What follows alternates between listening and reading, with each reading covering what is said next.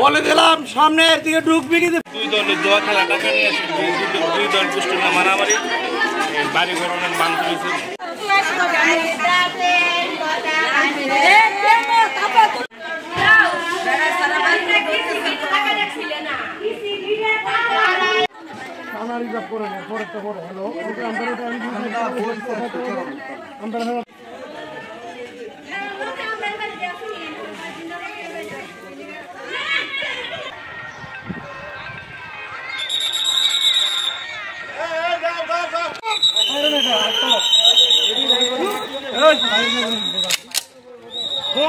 একাধিক পক্ষ পরস্পর মুখোমুখি সংঘর্ষে লিপ্ত হয়েছে এবং দেশীয় অস্ত্র সহ আগ্নেয়াস্ত্র তারা ব্যবহার করার চেষ্টা করেছে, কিন্তু আমাদের